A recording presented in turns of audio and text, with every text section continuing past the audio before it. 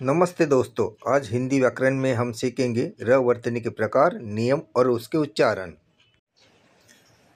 र के 3 रूप होते हैं। र का पहला रूप एक, र जब किसी अगले व्यंजन से मिलता है तो उसके ऊपर लग जाता है, उसे रेप कहते हैं। जैसे व के पहले अगर आधा र आता है तो वो व के ऊपर लग जाता है, उसे रेप कहते हैं। जैसे ग आधा र व गर्व, ध आधा र म धर्म। इस तरह से यदि र के अगले व्यंजन में आ, ई, ए, ओ, औ में से किसी स्वर की मात्रा लगी हो तो र मात्रा पर लगता है।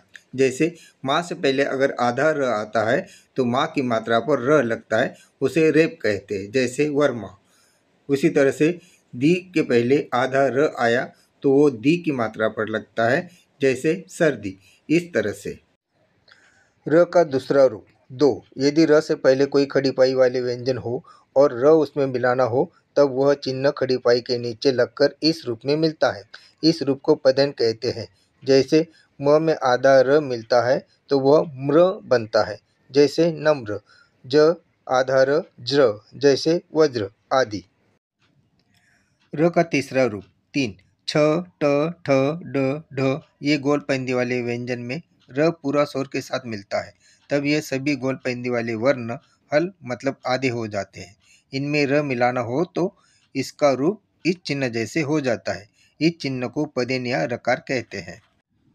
जैसे आधा छ र छ, आधा ट र ट्र, आधा ठ र ठ, आधा ड र ड्र, आधा ढ र ढ्र। जैसे ट्रक, ट्रम, ड्रम, ड्राइवर आदि। छ, ठ, ड्र का प्रयोग संस्कृत में होता है, हिंदी में इनका प्रयोग न के बराबर होता है।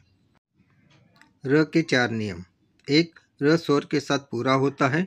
2, र व्यंजन के साथ आधा होता है। 3, र खड़ी पाई वाले व्यंजन के साथ पूरा होता है। और 4, र गोल पैंदी वाले व्यंजन के साथ पूरा होता है। र का संयुक्त रूप 1, र वर्ण में उ की मात्रा रस्व है, आधा र उ रु इस रूप में लगाई जाती है। जैसे रुपया, रुकना, गुरु। 2, र वर्ण में उ की मात्रा दीर्घ है, आधा र उ रु इस रूप में लगाई जाती है। जैसे रूप, रुटना, गुरु। अगर र की मात्रा रस्व से दीर्घ और दीर्घ से रस्व उलट सुलट हो जाती है तो अर्थ का अनर्थ हो जाता है। जैसे रस्व गुरु शब्द का अर्थ है शिक्षक और दीर्घ गुरु शब्द का अर्थ है चालबाज। री स्वर का उच्चारण गृह, पृथ्वी इन शब्दों में गृह और प्रू वर्ण में री स्वर का उच्चारण होता है। जैसे आधा ग री ह गृह, आधा प री, आधा थ वी पृथ्वी।